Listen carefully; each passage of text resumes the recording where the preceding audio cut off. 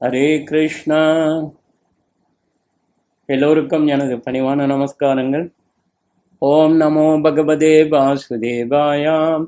ஓம் நமோ பகவதே வாசுதேவாயாம். ஓம் நமோ பகவதே வாசுதேவாயாம். ஜெய ஸ்ரீ கிருஷ்ணா சைத்தன்யா பிரபு நித்யானந்தா ஸ்ரீ அத்வைதா கதாதாரா சிவாசாரி கௌரபக்தவந்தா. ஹரே கிருஷ்ணா கிருஷ்ணா கிருஷ்ணா ஹரே ஹரே, ஹரி ராம ராம ராம ஹரே ஹரே. பகவத்கீதை உண்மை உருவில் அத்தியாயம் 14. அத்தியாயத்தின் தலைப்பு ஜட இயற்கையின் முக்குணங்கள். பதம் 1. மொழிபெயர்ப்பும் பொருளுரையும் வழங்கியவர் ஏசி பக்தி வேதாந்த சுவாமி ஸ்ரீல பிரபுபாதா, அகில உலக கிருஷ்ண பக்தி கழக ஸ்தாபகாச்சாரியார். மொழிபெயர்ப்பு. புருஷோத்தமரான முழுமுதற் கடவுள் கூறினார், எல்லா ஞானங்களிலும் உயர்ந்ததான இந்த பரமஞானத்தை நான் உனக்கு மீண்டும் கூறுகின்றேன். இதனை அறிந்த முனிவர்கள் அனைவரும் தெய்வீகமான பக்குவ நிலையை அடைந்துள்ளனர். பொருளுரை. ஸ்ரீ கிருஷ்ணர் 7ஆம் அத்தியாயத்திலிருந்து 12ஆம் அத்தியாயத்தின் இறுதி வரை பூரண உண்மையான பரமபுருஷ பகவானை விரிவாக வெளிப்படுத்தினார். தற்போது அர்ஜுனனுக்கு மேலும் அறிவொளி கொடுக்கின்றார் பகவான். தத்துவ கற்பனையின் மூலமாக ஒருவன் இந்த அத்தியாயத்தை புரிந்து கொண்டால் அவன் பக்தி தொண்டை புரிந்து கொள்ளும் நிலைக்கு வந்து அடைவான். 13வது அத்தியாயத்தில் பணிவுடன் ஞானத்தை வளர்ப்பதன் மூலம் பௌதிக பந்தத்திலிருந்து விடுதலை பெறலாம் என்று மிக தெளிவாக விளக்கப்பட்டது. உயிர்வாளி இந்த ஜட உலகில் பந்தப்பட்டிருப்பதற்கு இயற்கையின் குணங்களுடன் அவன் கொண்டுள்ள தொடர்பே காரணம் என்பது விளக்கப்பட்டுள்ளது. தற்போது இந்த அத்தியாயத்தில் இயற்கையின் அத்தகைய குணங்கள் யாவை, அவை எவ்வாறு செயல்படுகின்றன, அவை எவ்வாறு பந்தப்படுத்தப்படுகின்றன, அவை எவ்வாறு முக்தி அளிக்கின்றன என்பன பற்றி முழுமுதற் கடவுள் விளக்குகின்றார். இந்த அத்தியாயத்தில் விளக்கப்பட்டுள்ள ஞானம் இதற்கு முந்தைய அத்தியாயங்களில் வழங்கப்பட்ட ஞானத்தை விட உயர்ந்ததாக முழுமுதற் கடவுளால் அறிவிக்கப்பட்டுள்ளது. இந்த ஞானத்தை புரிந்து கொண்டால் பற்பல பெரும் முனிவர்களும் பக்குவத்தை அடைந்து ஆன்மீக உலகிற்கு மாற்றமடைந்துள்ளனர். அதே ஞானத்தை மேலும் சிறந்த முறையில் பகவான் இப்போது விளக்குகின்றார். இதுவரை விளக்கப்பட்ட இதர ஞான முறைகள் எல்லாவற்றையும் விட இந்த ஞானம் மிக மிக உயர்ந்ததாகும். இதனை அறிந்த பலர் பக்குவ நிலை அடைந்துள்ளனர். இவ்வாறாக இந்த 14ஆம் அத்தியாயத்தினை புரிந்து கொள்பவன் பக்குவ நிலையை அடைவான் என்பது எதிர்பார்க்கப்படுகின்றது. பதம் 2. மொழிபெயர்ப்பு. இந்த ஞானத்தில் நிலை பெறுவதால் ஒருவன் என்னை போன்ற தெய்வீக இயற்கை அடைய முடியும். இவ்வாறு நிலை பெற்ற பின் அவன் படைப்பின் போது பிறப்பதோ பிரளயத்தின் போது தொல்லையுறுவதோ இல்லை.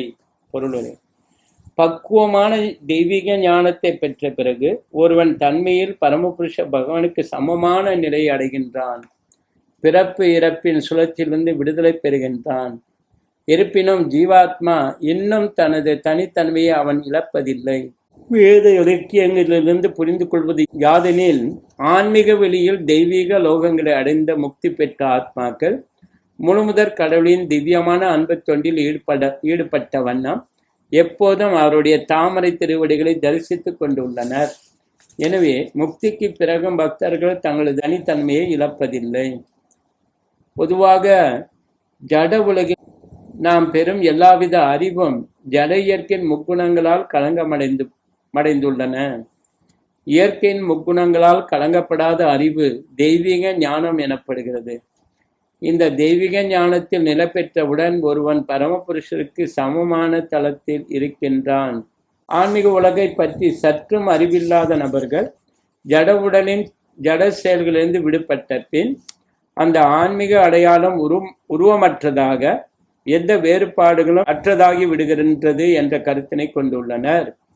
ஆனால் இவ்வுலகில் ஜட வேறுபாடுகள் இருப்பதைப் போல ஆன்மீக உலகிலும் வேறுபாடுகள் உள்ளன. இதை பற்றி அறியாதவர்கள் ஜட வேறுபாடுகள் ஆன்மீக இருப்பிற்கு எதிரானது என்று எண்ணுகின்றனர். ஆனால் உண்மை என்னவெனில், ஆன்மீக வெளியில் ஒருவன் ஆன்மீக உருவை அடைகின்றான். அங்கு ஆன்மீக செயல்கள் உள்ளன.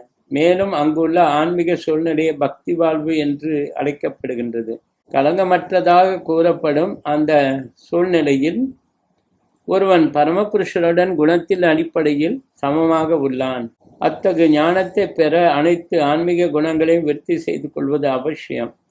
இவ்வாறு ஆன்மீக குணங்களை வளர்ப்பவன் ஜட உலகில் படைப்பினாலோ அழிவினாலோ பாதிக்கப்படுவதில்லை. பதம் 3. மொழிபெயர்ப்பு. பரதனின் மைந்தனே, பிரம்மன் எனப்படும் மொத்த ஜட வஸ்துக்களும் ஒரு கருவறையாகும். அந்த பிரம்மனை கருவுறச் செய்து அனைத்து ஜீவாத்மாக்களின் பிறப்பனையும் நானே சாத்தியமாக்குகிறேன். பொருளுரை. உலகத்தை பற்றிய ஒரு விளக்கம் இங்கு கொடுக்கப்பட்டுள்ளது. உடல் அல்லது க்ஷேத்ரா, ஆன்மீக ஆத்மா, க்ஷேத்ரஜ்ஞா ஆகியவற்றின் சேர்க்கையினால் உலகில் அனைத்தும் நடைபெறுகின்றன. ஜட இயற்கை மற்றும் உயிர்வாழின் இத்தகைய சேர்க்கையை பகவானே நிறைவேற்றுகிறார். மொத்த பிரபஞ்ச தோற்றத்திற்கும் பூரண காரணமாக இருப்பது மகா தத்துவா. மேலும் இயற்கையின் முக்குணங்களை உள்ளடக்கிய அந்த பௌதிக காரணத்தின் மொத்த வஸ்துக்கள் சில சமயங்களில் பிரம்மன் என்றும் அழைக்கப்படுகின்றன. பரமபுருஷர் அந்த மொத்த வஸ்துக்களை கருவுறச் செய்கிறார். இவ்வாறாக எண்ணற்ற அகிலங்கள் சாத்தியமாகின்றன. மகா தத்துவம் எனப்படும் மொத்த ஜட வஸ்துக்கள் வேத இலக்கியத்தில் முண்டக உபனிஷத் 1:19 பிரம்மன் என்று வர்ணிக்கப்படுகின்றது. அந்த பிரம்மனை உயிர்வாளிகளின் விதையை கொண்டு பரமபுருஷர் கருவுறச் செய்கிறார். நிலம், நீர், நெருப்பு மற்றும் காற்றிலிருந்து தொடங்கக்கூடிய 24 மூலக்கூறுகள் அனைத்தும் ஜடசக்தியாகும். இவை இணைந்து மகா பிரம்மா, அதாவது பெரும் பிரம்மன் என்று அழைக்கப்படும் ஜட இயற்கையை உண்டாக்குகின்றன. இதற்கு அப்பால் மற்றொரு உயர்ந்த இயற்கையான உயிர்வாழி உள்ளது என்பது 7ஆம் அத்தியாயத்தில் விளக்கப்பட்டது. அந்த உயர் இயற்கை பரமபுருஷ பகவானின் இச்சையினால் ஜட இயற்கையுடன் கலக்கின்றது. அதன் பின்னர் எல்லா உயிர்வாளிகளும் இந்த ஜட இயற்கையிலிருந்து பிறக்கின்றனர். தேள் தனது முட்டைகளை அரிசி குவியலின் மீது இடுகின்றது. அரிசியிலிருந்து தேள் பிறந்ததாகவும் சில சமயங்களில் கூறப்படுகின்றது. ஆனால் தேளுக்கான காரணம் அரிசி அல்ல. உண்மையில் முட்டைகள் தாயினால் இடப்பட்டன. அதுபோலவே உயிர்வாளிகளின் பிறப்பிற்கு ஜட இயற்கை காரணமல்ல, முழுமுதற் கடவுளால் விதை விதைக்கப்படுகின்றது. மேலும் அவர்கள் வெளிவரும் போது ஜட இயற்கையின் படைப்புகளைப் போன்று தோன்றுகின்றனர். இவ்வாறாக ஒவ்வொரு உயிர்வாளியும் தனது முந்தைய கர்மங்களுக்கு ஏற்ப ஜட இயற்கையினால் படைக்கப்பட்ட ஒரு குறிப்பிட்ட உடலை பெறுகின்றனர். இதன் மூலம் அவர்கள் தங்களது பழைய செயல்களுக்கு தகுந்தாற்போல இன்புறவோ துன்புறவோ இயலும். இந்த ஜட உலகில் உயிர்வாளிகளின் எல்லா தோற்றங்களுக்கும் இறைவனே காரணமாக இருக்கின்றார். श्री श्रीमद् भगवद गीता की जय, श्रील प्रभुपाद की जय, गौर प्रमानंद हरि बोल।